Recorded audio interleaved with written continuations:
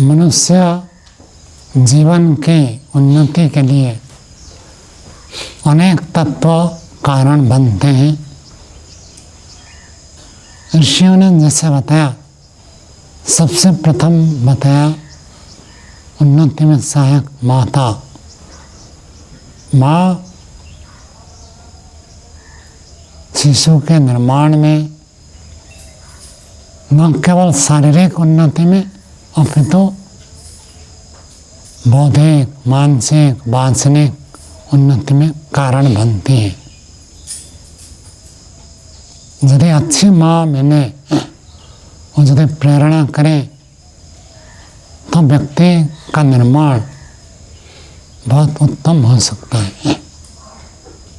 प्रारंभिक प्रथम शिक्षक अध्यापक जो है माता है, उसके बाद पिता का क्रम आता है।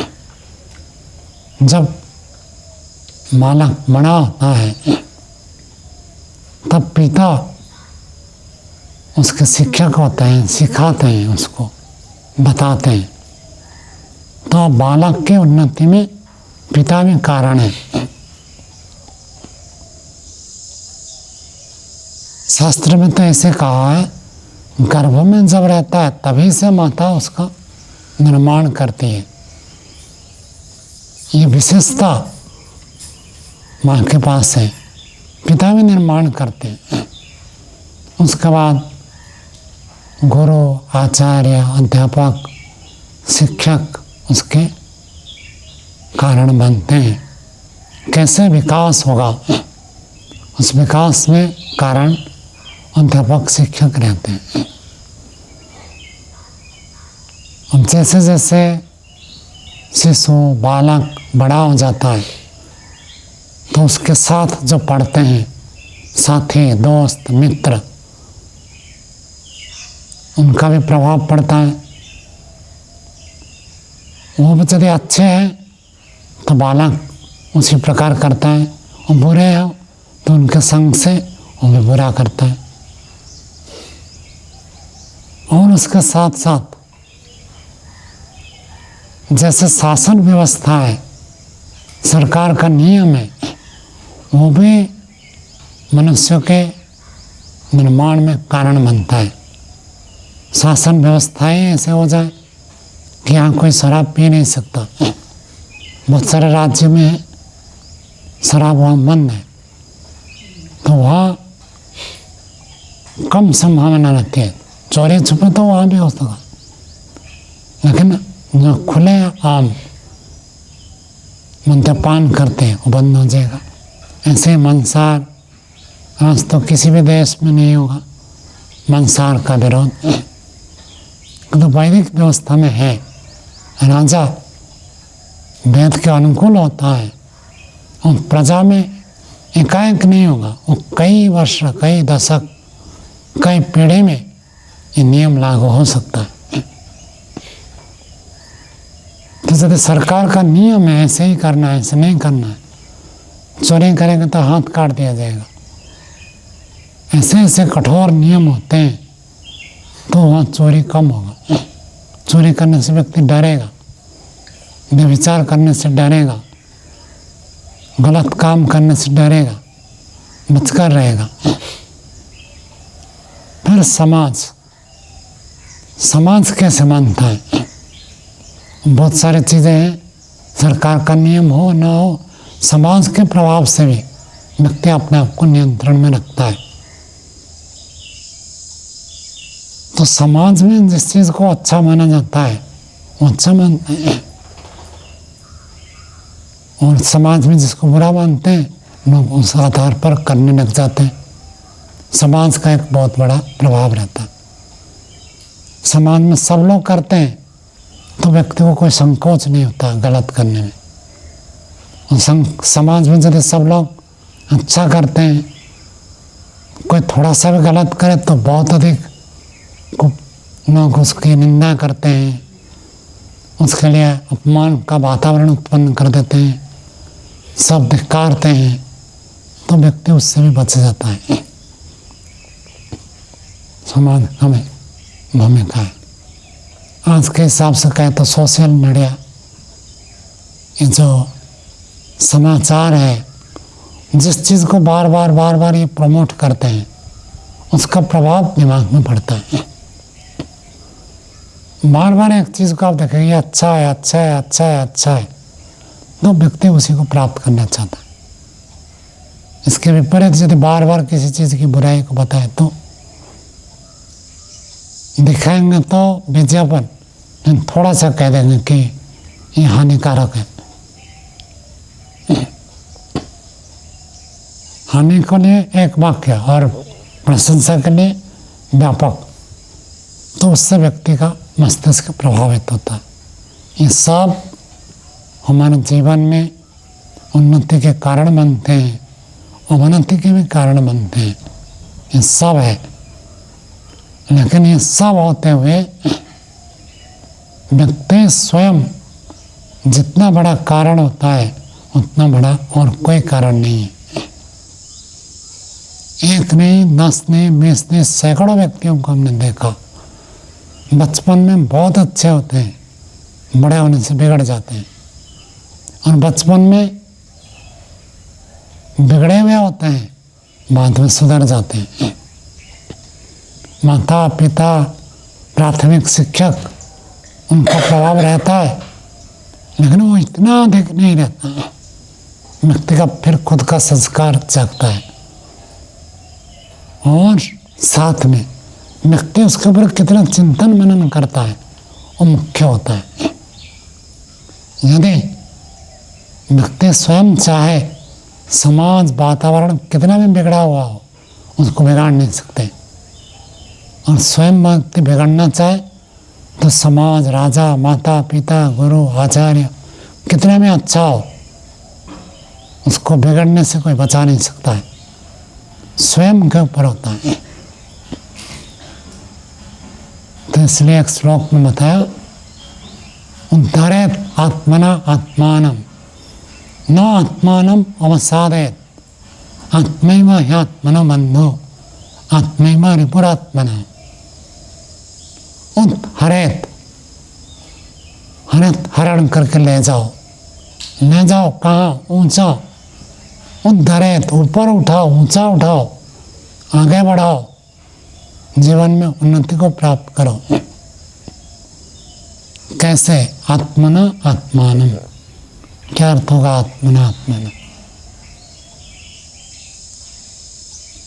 आत्मा से आत्मा तक, आत्मा के द्वारा ही आत्मा की उन्नति करो। खुद को ऊपर उठाओ। दूसरा व्यक्ति उठा सकता है, लेकिन उठना चाहे तो। यदि आप उठना नहीं चाहेंगे, दूसरा व्यक्ति कितना भी एड़ी से चोटी तक जोर लगाए, उत्थान नहीं होगा। नियम है। कितना में अच्छा योग्य आचार्य, अध्यापक, गुरु, यूँ कहते ऋषि भी हो जाए, अधिक प्रभाव पड़ेगा, लेकिन पूरा जब तक व्यक्ति अपने आप को ऊंचा उठाने के लिए प्रयत्न नहीं करेगा, अध्यापक तो पढ़ाएगा ना, अब पढ़ना ना चाहे तो कैसे होगा? अध्यापक बताएगा कि ऐसे करो, गुरु, आचार्य, माता पिता कहेंगे ये अच्छा है, ऐसे करो, ये बुराई मत करो। यहाँ तक ही तो उनका काम है। उसके आगे तो खुद को करना पड़ेगा। जब हम खुद नहीं करते हैं तब नहीं होगा। शारीरिक स्तर में कुछ जबरदस्ती बाध्यता की जा सकती है। सेना में आप देखेंगे, पुलिस में देखेंगे, बड़े ऑफिसर जो कहता है अधीनस्थ व्यक्ति को मानना ही पड़ता है। नानोनच नहीं कर सकता है, नहीं करूँगा भी नहीं कह सकता है। ऐसे न करके ऐसे कर दे, सुझाव नहीं दे सकता बड़े को। पुलिस में, सेना में, इसलिए वो अधिक श्रृंखलित होते हैं। जहाँ भी समस्या होती है पुलिस पहुंचती है, सेना पहुंचती है, ठीक करती है। क्यों? वो अनुशासन है। लेकिन उनका अनुशासन कहाँ तक है?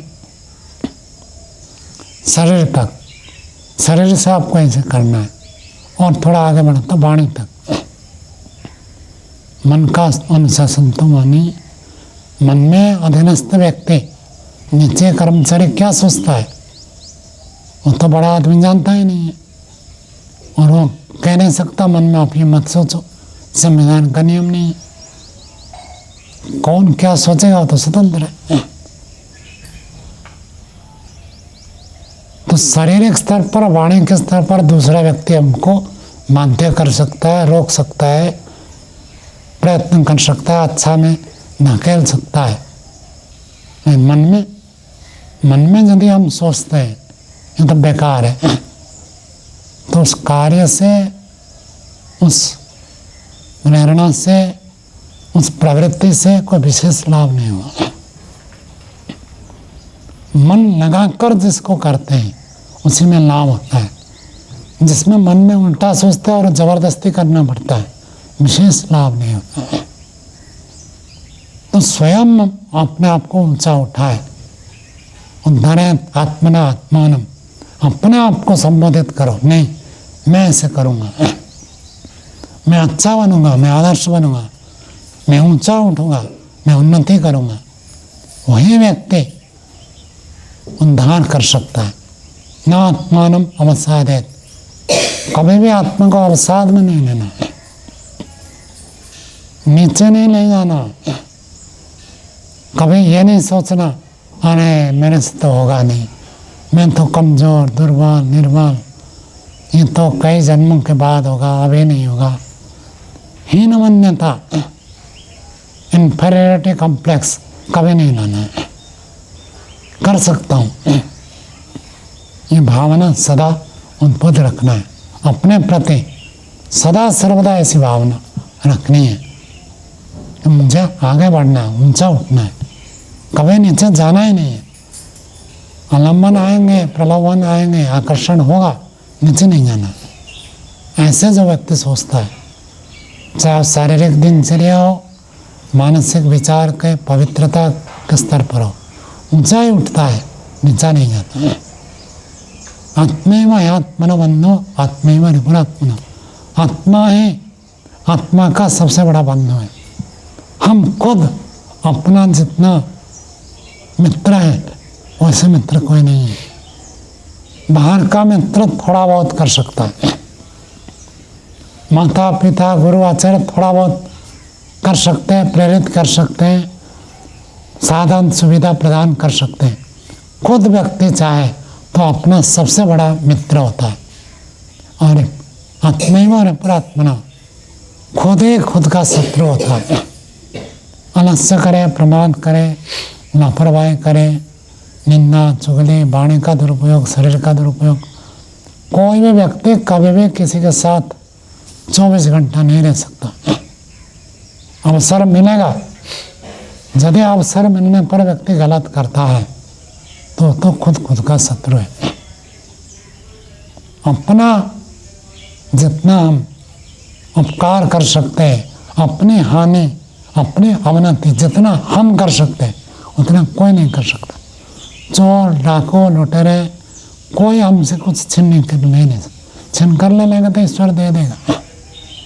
इस जन्म में ले गया, जीवन ले लिया, अगला जन्म दे देगा इसे। खुद हम जितना अपना अपकार करते हैं, हानि कर देते हैं, संस्कार खराब करते हैं, कर्म खराब करते हैं, प्रवृत्ति खराब करते हैं, उतना कोई नहीं कर सकता।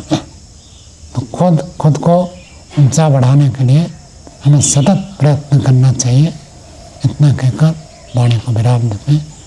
ओम शांति।